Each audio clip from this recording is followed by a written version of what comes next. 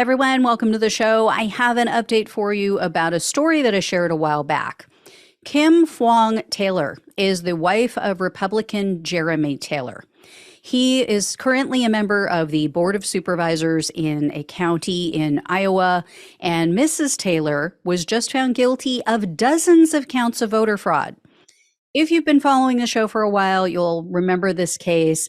Kim Taylor was indicted back in January on 26 counts of providing false information in registering and voting, 3 counts of fraudulent registration, and 23 counts of fraudulent voting after it was revealed that she was surreptitiously completing absentee ballots for other voters without their knowledge or consent.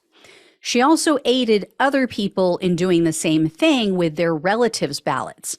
Mrs. Taylor did this in the 2020 presidential primary election to try to help Donald Trump win, as well as with her husband.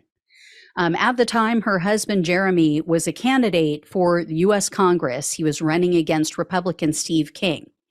So Taylor's husband lost the primary in 2020. However, he was elected to the County Board of Supervisors in the November 2020 general election, and Mrs. Taylor committed voter fraud in that election as well.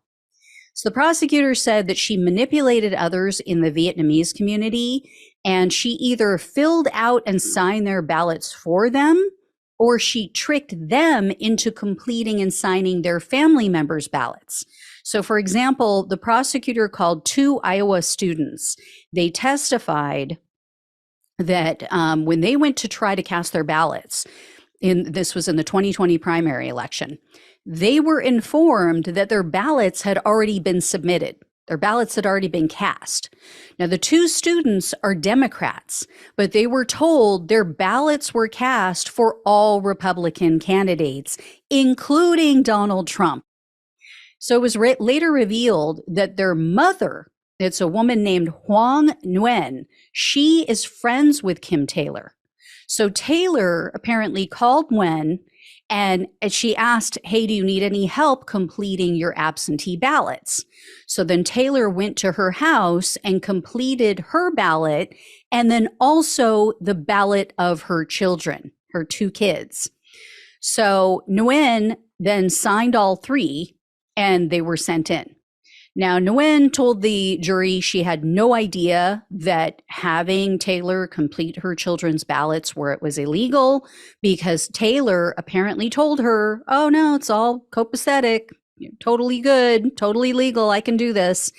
And when the FBI reached out to Nguyen and said, we want to know about Taylor and what's going on, Taylor apparently told her to lie to the FBI about what happened.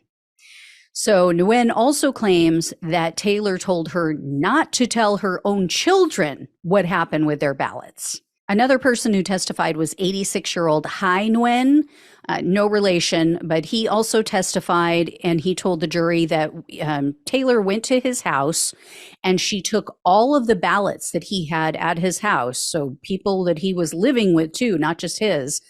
And Nguyen said that he signed his own election documents, but he admitted that the ballots of the other people with whom he lives appear to be forged. And according to a local news outlet, the prosecutors called additional members of the Vietnamese community. They also testified against Mrs. Taylor.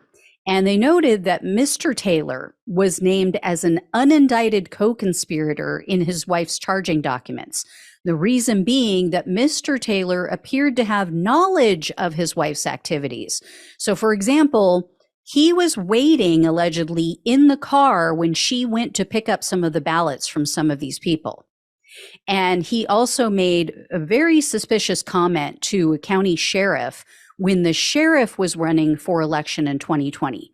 The sheriff was supposed to testify. He ended up not testifying, though, but he apparently told the prosecutor that Mr. Taylor said that he had a, quote, lock on voting in the Vietnamese community. And then Mr. Taylor also allegedly said that if the sheriff made a donation to his campaign, to Taylor's campaign, that Mr. Taylor could secure anywhere between 500 and 700 votes for the sheriff. So the jury spent 5 hours deliberating. They came back and convicted Mrs. Taylor. She has been convicted on 52 counts of voter fraud. She now faces up to 5 years in prison for each of those 52 counts. Now, as you've all seen with the January 6 cases, it's very rare that the judge orders consecutive terms of imprisonment for each crime. And, then they always give first-time offenders a break there. So my guess is 1 year max. I know that's infuriating, but that is my guess here. It'll be a joke, right? But based on what we've seen with other cases, always involving Republicans, that is my prediction. And as I always say, Republicans think all Democrats are cheating because they know that that's what they're doing.